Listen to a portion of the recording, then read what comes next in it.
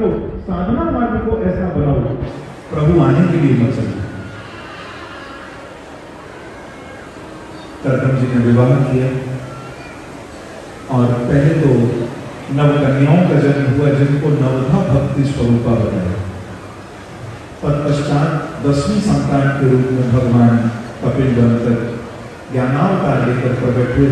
एक बार जय जयकार करिए, बोलो कपिल देव भगवान की। कपिल देव के रूप में प्रभु प्रकट हुए। बड़ा सुंदर। सबसे पहले तो अपनी 9 बहनों के विवाह अलग अलग प्रजापतियों के साथ करवाए।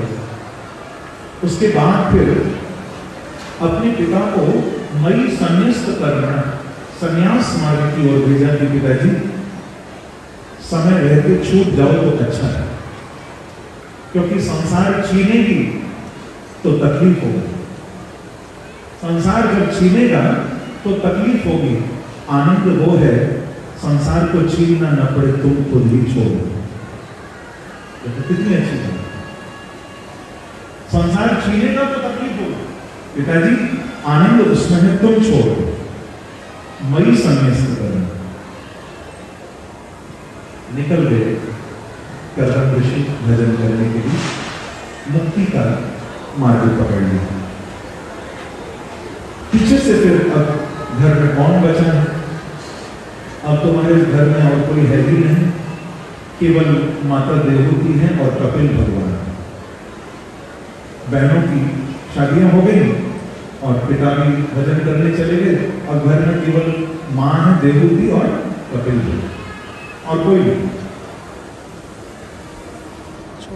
मां अपना घर के कार्यों में लगी रहती और भगवान अपना भजन में बैठे रहते, आंखें बंद करके समाधि। लेकिन एक दिन ऐसा आया, श्री देवहूति जी दोनों हाथ जोड़कर कपिल भगवान के चरणों में, और ध्यान से सुनिएगा सब, दोनों हाथ जोड़कर माता देवहूति चरणों में आई और आकर क्या प्रार्थना कर रही है।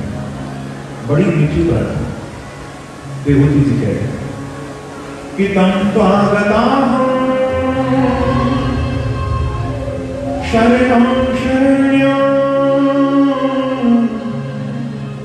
स्वभृत्य संसार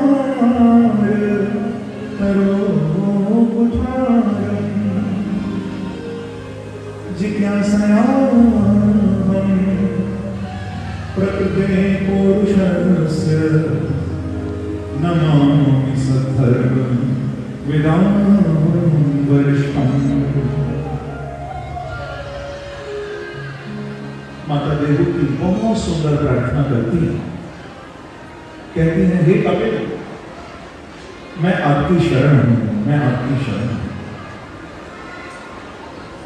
भगवान बोले कि माता जी, मैं तो आपका बेटा हूं, आप मेरी मां हो।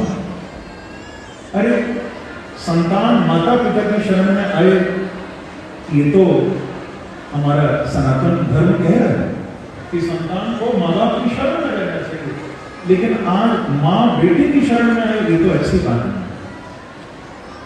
प्रणाम मुझे आपको करना चाहिए, मैं आपकी शरण में आऊंगा मां, आप मुझे क्यों प्रणाम करती हैं?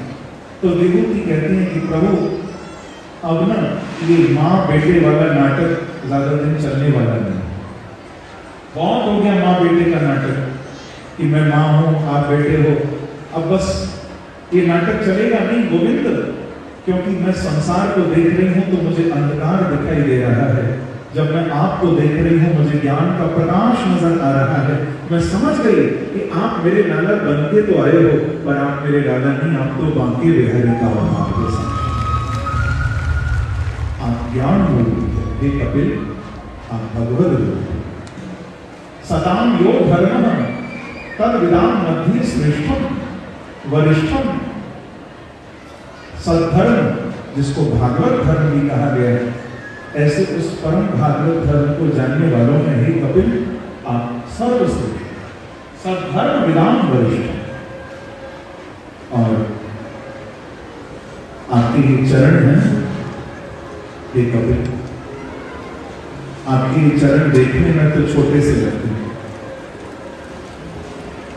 परंतु है बड़े कमाल कि करो उठाओ। आपके चरण जो हैं तो छोटे छोटे, लेकिन कुठारण अर्थात चेतारण। जैसे आपने देखा होगा लकड़ी काटने वाले के हाथ में कुल्हाड़ी होती है, और एक मां जिसके अंदर अब ब्रह्म भाव जग गया, वो कपिल भगवान को कह रहे हैं कि आपके चरण कुल्हाड़ी की तरह है। ठाकुर जी बोले भैया, अरे कुल्हाड़ी तो इतनी कठोर हो गए, हमारे तो छोटे से कोमल चरण कहने कुल्हाड़ी बताएगी। भैया कुल्हाड़ी तो कितनी कठोर हो गई, और हमारे ठाकुर के चरण तो भैया माखन से भी ज्यादा कोमल है। मालूम है प्रभु के चरण कितने कोमल है? जब लक्ष्मी जी ठाकुर जी के चरण दबाती है ना, तो लक्ष्मी जी डरते डरते चरण दबाती हैं कि कहां मेरे कठोर हाथ, कहां ठाकुर के कोमल चरण, कहीं तकलीफ न हो। देखो संसार में जब कोमलता की उपमा देनी होती है तो कमल को माध्यम बनाया जाता है। लोग कहते हैं अरे महाराज ये तो कमल जैसा कोमल है। कमल मन फूल होता है, लोग कहते हैं कि तो कमल जैसा कोमल। तो संसार में सबसे ज्यादा कोमल है कमल, और भैया कमल से ज्यादा कोमल है कमला। कमला माने लक्ष्मी। कमल से भी ज्यादा कोमल है कमला लक्ष्मी, और कमला से भी ज्यादा कोमल है कमला के कर कमल, लक्ष्मी जी के हाथ। कमल से कोमल कमला, कमला से कोमल कमला के कर कमल, और कमला यानी लक्ष्मी के कर कमलों से भी ज्यादा अगर कोई कोमल है तो मेरे बांके बिहारी के चरण कमल। ठाकुर के चरणों से ज्यादा कोमल कुछ नहीं। अब ऐसे कोमल चरण, और मैया कह रही है कि प्यारे ये तो कुल्हाड़ी की तरह तरोह उठा। भगवान बोले भैया हमारे चरण कुल्हाड़ी कैसे हो गए, तो इतने कोमल छोटे छोटे। तो देवहूति बोली कि प्रभु ये देखने में बड़े कोमल हैं, छोटे छोटे नन्हे नन्हे चरण हैं आपके, परंतु आप नहीं जानते जैसे छोटी सी कुल्हाड़ी अगर कोई लग जाए, जुट जाए, बड़े से बड़े पेड़ को काट देती है, ऐसे ही गोविंद कोई आपके चरणों में आ जाए, उसके जन्म जन्म के भव बंधन कटकर समाप्त हो जाए जो आपके चरणों का भगवान।